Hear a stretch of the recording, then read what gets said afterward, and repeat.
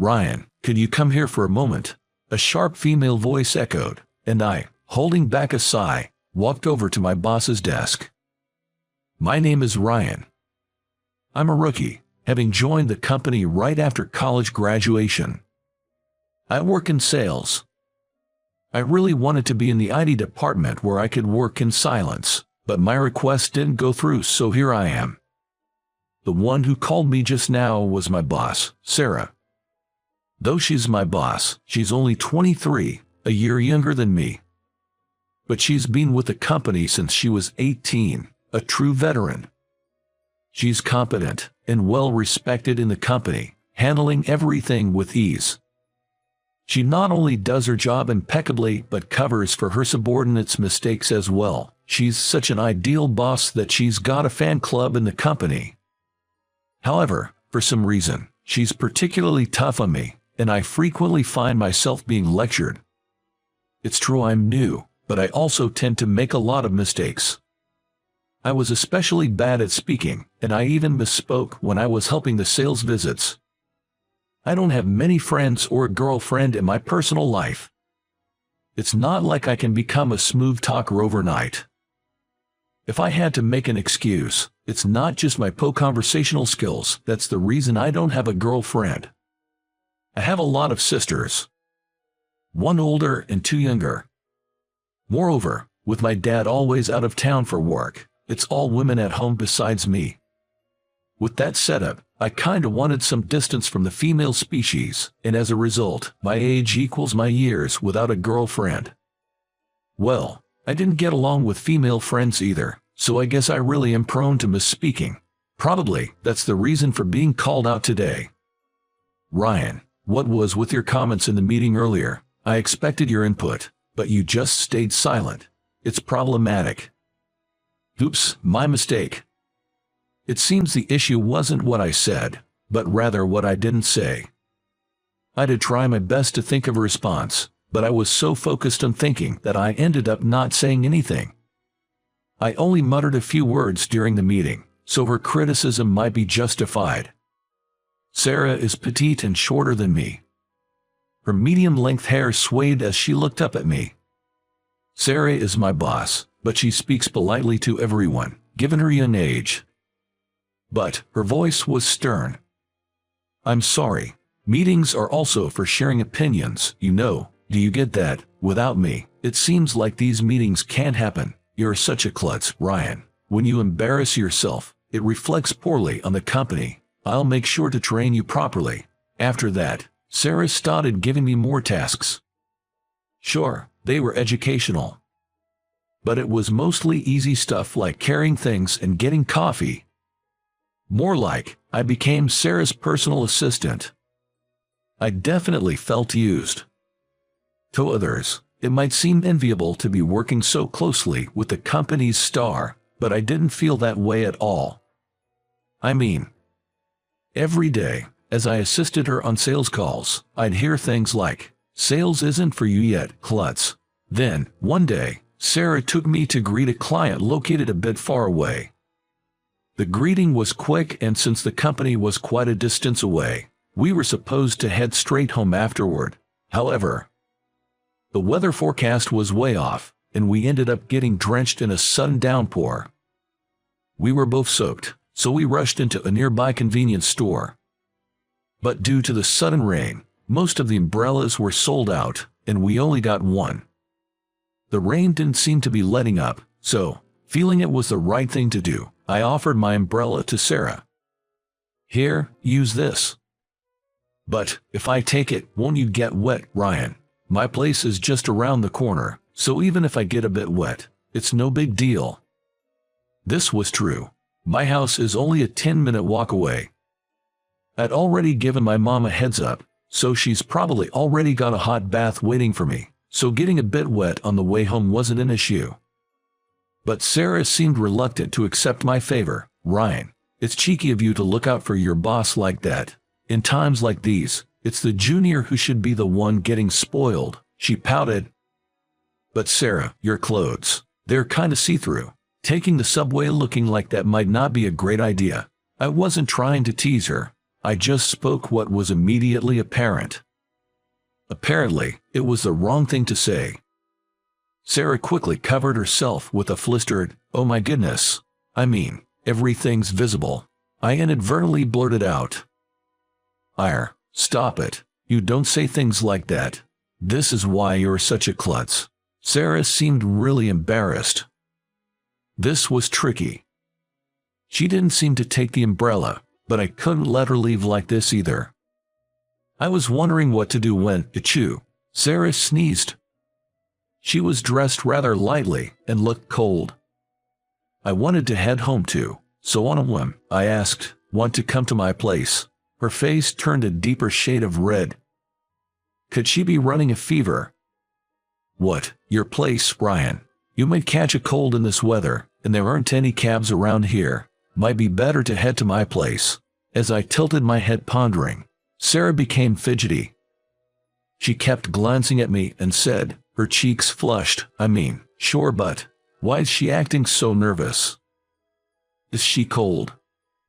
Or maybe worried about a change of clothes?" True, it wouldn't be appropriate to lend her mine. I might have overlooked that. "Don't worry, I have sisters at home. They can lend you something." "You have sisters?" "Yay, one's in elementary school and the other's in middle school. Oh, and I have an older sister too." With this, Sarah seemed to finally understand. But suddenly she seemed flustered. "I mean, just because you're Ryan doesn't mean you don't have any ulterior motives, right?" "Ulterior motives? Never mind. Please just take me to your place." I still didn't get what she was getting at, but if she was okay with it, I decided to head home with Sarah. Since we had just the one umbrella, we had to share. Luckily, Sarah's petite size made it easier. Upon reaching home, my younger sisters greeted us.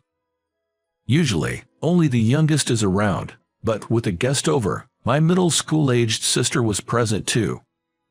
My older sister seemed to be still at work. I had already informed Mom, so she came out shortly after. "Sorry for the noisy household. I'm the one who should apologize for barging in like this." "Oh, don't mention it. Such a sweet girl you are. Come on in."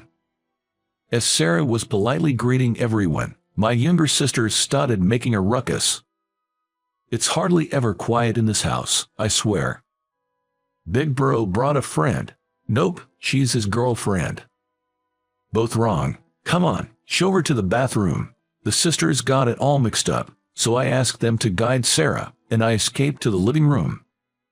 Mom teased me while preparing dinner. "She's a well-mannered and cute girl. It's rare for you to bring someone home, isn't it? Is there no place for me to hide?" I wished I could just lock myself in my room, but we have a guest, so I couldn't. "She's not what you think. She's my boss, okay? Sure. I made such exchanges while helping out. Then, when Sarah came out of the bathroom, I was genuinely shocked. Not just because she had no makeup on, but her hair was long. She usually has it at her length, a kind of medium length. As I stared in astonishment, Sarah laughed. "I usually tie it up to make it look shorter. I like it long, but it gets in the way at work." When she let down her hair and smiled with a faint post-bath redness in her cheeks, even I felt my heart race. I grew up with a family of women, but right now, the prettiest one in this house has to be Sarah. She seemed to have borrowed clothes from my sisters, and as she was about to leave, Mom insisted, somewhat forcefully, that she stays for dinner. My elder sister came home, making dinner more lively than usual. Sarah has a knack for figuring out quickly what pleases people. She entertained my third-grade sister after dinner, which delighted her. Mom and my other sister, usually stuck with this duty, seemed relieved tonight. "Okay, let's play, kiddo." At home, Sarah showed a younger, innocent side I never saw at work. It reminded me that, of course, she's younger than me. From this, I could gather how much pressure she must be under at work. When my sister became sleepy, Sarah tried to take her leave. but don't underestimate the desires of elementary school children. Don't go. What? No, I want to sleep with you, my sister pleaded. Mom tried to reprimand her. Now, don't bother our guest, but she was relentless. I sneaked a glance at the calendar.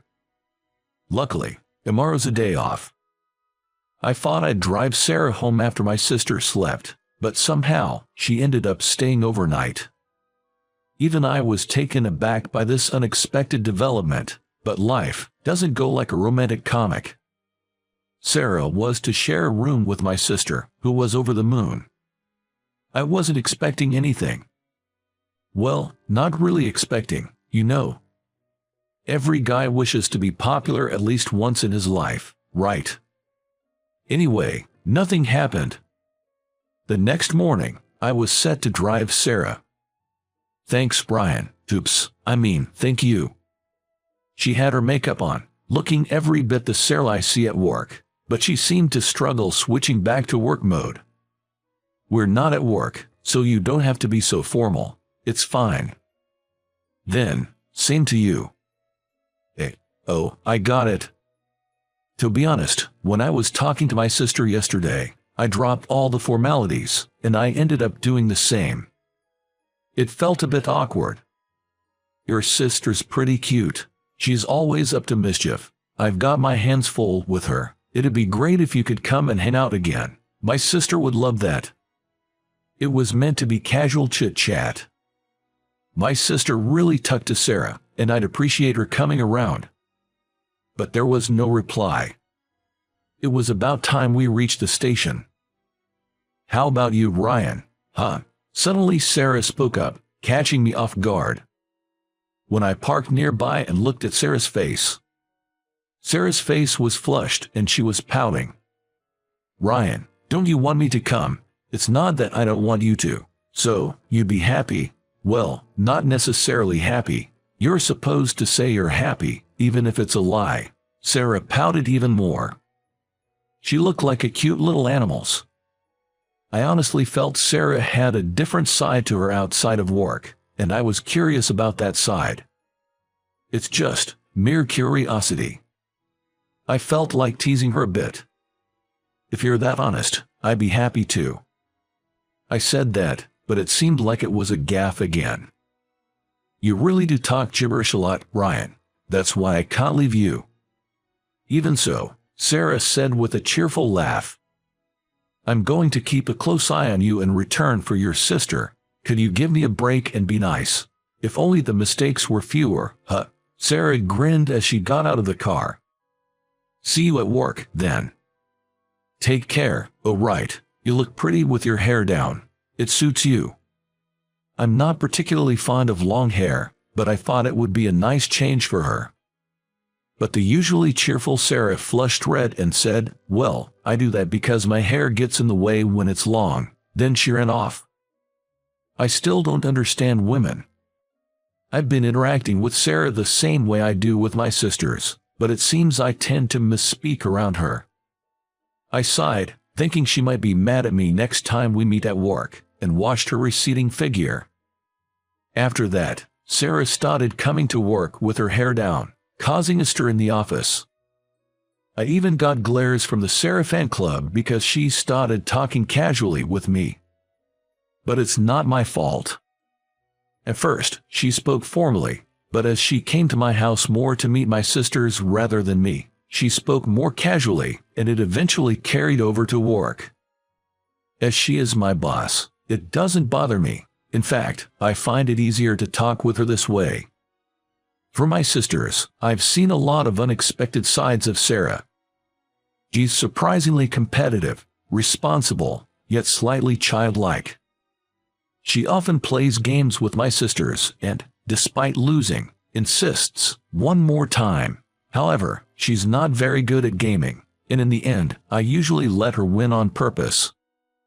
But she figured that out and now insists, don't go easy on me. That's an order from your boss, an order. I found that endearing.